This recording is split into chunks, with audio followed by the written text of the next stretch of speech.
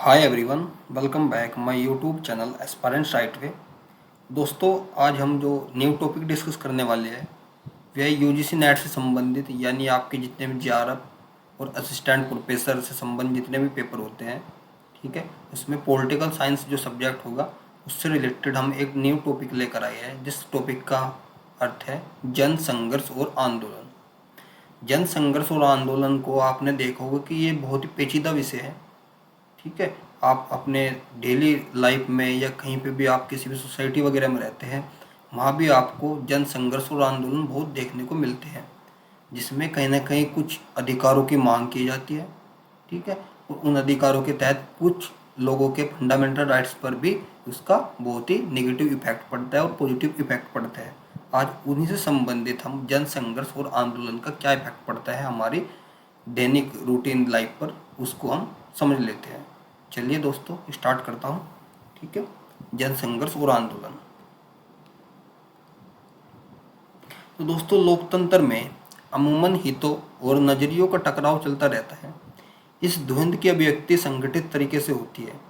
राजनीति को प्रभावित करने वाले अप्रत्यक्ष तरीके दबाव समूह और जन आंदोलन है। दोस्तों, एक बात ध्यान रखना है कि दबाव समूह और जन आंदोलन क्या होते हैं। दबाव समूह उन्हें बोला जाता है जो किसी भी प्रकार से राजनीति में भाग नहीं लेते, वे अप्रत्यक्ष रूप से कहीं ना कहीं राजनीति को प्रभावित करते हैं। ठीक है, उनके हित कहीं ना कहीं अलग होते हैं, वे अपनी मांगों को अपने तरीके से मनवाने की कोशिश करते हैं। जैसे कि आपने देखा होगा कि वे किस प्रकार से आंदोलन करते हैं। आप दबाव समूह के बारे में अगर आपको मैं कोई एग्जाम्पल बताऊं तो दबाव समूह को आप समझ सकते हैं। जैसे कि आप देखते हो किसान आंदोलन होते हैं, तो ये भी कहीं ना कहीं एक राजनीतिक पार्टी नहीं है, ये एक क्या है, ये दबाव समूह है। ठीक है, अभी हाल ही में नेपाल में अप्रैल 2006 में जन आंदोलन हुआ, जिसका लक्ष्य था शासन की भागदौड़ जनता के हाथों में सौंपना। यानी कि अगर कोई भी आंदोलन होता है तो उसका कहीं ना कहीं एक मोटिव होता है। ठीक है, कि उससे हमें क्या अपनी सरकार से डिमांड रखनी है और किस प्रकार से हम अपने कार्य को आगे लेकर चल सकते हैं। इसी प्रकार नेपाल के लोकतंत्र की तीसरी लहर के देशों में से एक है, जहां 1990 में लोकतंत्र कायम हुआ।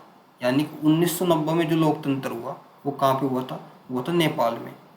आत्यंतिक राजतंत्र से संवैधानिक राजतंत्र को राजा वीरेंद्र ने स्वीकार कर लिया था, परंतु रहस्यमय तरीके से उनकी हत्या हो गई। 2005 में राजा ज्ञानेंद्र ने तत्कालीन प्रधानमंत्री को पद से हटाकर जनता द्वारा निर्वाचित सरकार को भंग कर दिया। नेपाल की 7 पार्टी अलायंस ने 4 दिन का बंद का आह्वान किया।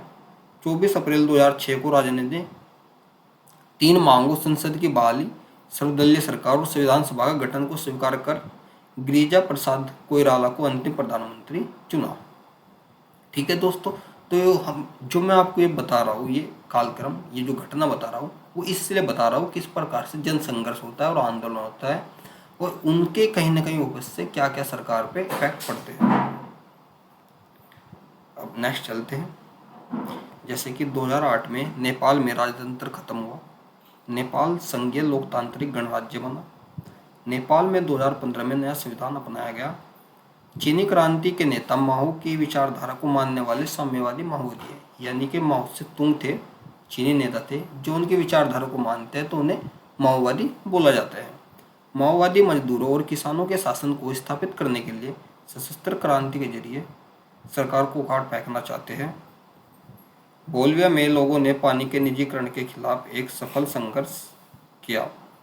बोलिविया लातिन अमेरिका का एक गरीब देश है। विश्व बैंक ने यहाँ की सरकार पर नगर पालिका द्वारा की जा रही जलापूर्ति से अपना नियंत्रण छोड़ने के लिए दबाव डाला। यानी कि जो जो घटना आपको बताई जा रही है वे सभी के सभी कहीं ना कहीं जितने भी जन संघर्ष और आंदोलन है उनसे संबंधित बताई जा रही है, क्योंकि जब भी उनके बीच में डिस्प्यूट होता है तो उससे वे सरकार के अपने कुछ डिमांड रखते हैं, उसी के अकॉर्डिंग वे अपने आंदोलन को नींव रखते हैं। इसी प्रकार से हमने इसमें जाना है कि किस प्रकार से दबाव सरकार पर अपना दबाव बनाती है, दबाव संघर्ष होते हैं। अब उसी प्रकार से अगर दूसरी हम घटना की बात करें, जैसे कि 2000 में श्रमिकों, मानवाधिकारों, कार्यकर्ताओं तथा सामुदायिक नेताओं के बीच एक गठबंधन बनाकर हड़ताल शुरू की। अंततः जलापूर्ति की पुरानी दरें कायम की। इस बोलिविया का जल युद्ध कहा जाता है। यानी कि जो बोलिविया में 2000 में श्रमिकों और मानवाधिकार कार्यकर्ताओं के बीच में जो डिस्प्यूट हुआ था उसमें एक गठबंधन बनाकर हड़ताल शुरू की थी। ठीक है, वो भी कहीं ना कहीं जन संघर्ष और आंदोलन का एक एग्जाम्पल है। इसी प्रकार से 1984 में कर्नाटक सरकार ने कर्नाटक पल्पवुड लिमिटेड नाम से एक कंपनी बनाई। पल्पवुड कंपनी ने यूकेलिप्टिस के पेड़ लगाए। 1987 में कर्नाटक में कित्तको अक्षिकोथार तोड़ो और रोपो नाम का आंदोलन शुरू किया, जिसमें यूकेलिप्टिस के पेड़ हटाकर दूसरे पेड़ लगाए गए।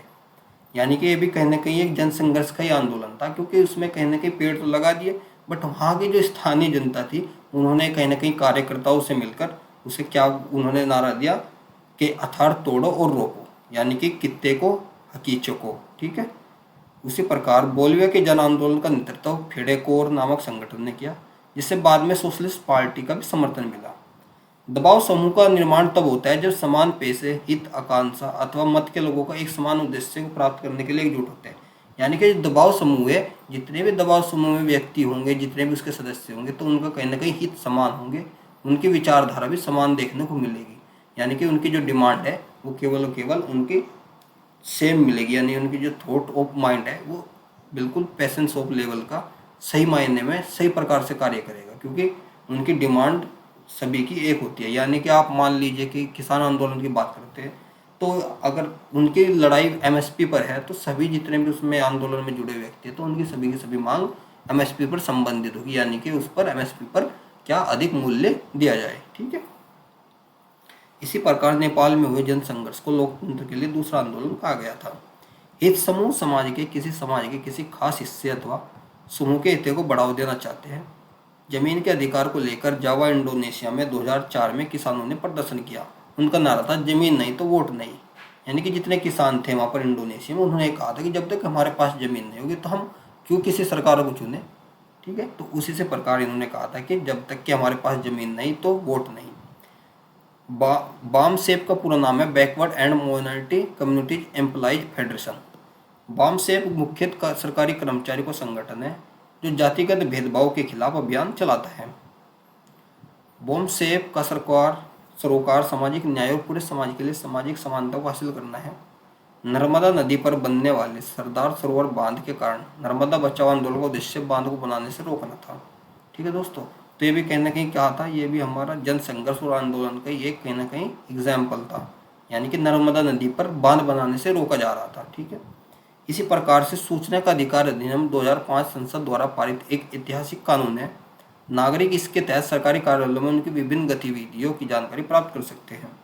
यानी कि दोस्तों जितने भी इसमें हम पहले जितने भी कार्यालय थे तो एक आम नागरिक को यह नहीं पता चलता था कितना फंड आया हुआ है, कितनी क्या वहाँ पे डिमांड है, कितनी किसकी वहाँ पे रिक्वायरमेंट है, कितनी वहाँ पर कोई फैसले सुनाते हैं, कितनी उनकी जितनी भी शिकायतें होती है कितना उनका निपटान कर पाते हैं, वो नहीं कर पाते थे। तो उससे 2005 से पहले तो ये भी एक कहीं ना कहीं दबाव समूह का या जन संघर्ष का ही कारण है, जिससे भारत सरकार ने 2005 में एक राइट टू इंफॉर्मेशन एक्ट लाई। ठीक है, और इसी प्रकार से national alliance for people's movement सर्व समावेशी संगठन है।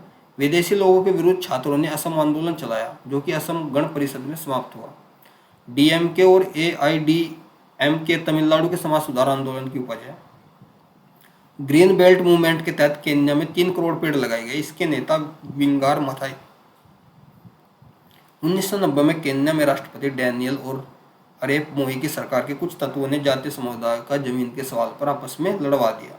तो दोस्तों ये जो हमने सब समझे ये क्या थे, ये कहीं ना एक जन संघर्ष थे और दबाव समूह थे। ठीक है, इनका क्या इफेक्ट सरकार पर पड़ता है, क्या मैंने आप सभी को बहुत अच्छे से समझाने की कोशिश की है कि किस प्रकार से दबाव समूह सरकार पर अपने अप्रत्यक्ष रूप से दबाव बनाते हैं अपनी मांगे पूरी करवाने के लिए, और किस प्रकार से हमने पुरानी घटनाएं सभी देशों की देखी है कि जन संघर्ष और आंदोलन की घटनाएं कितनी हुई है।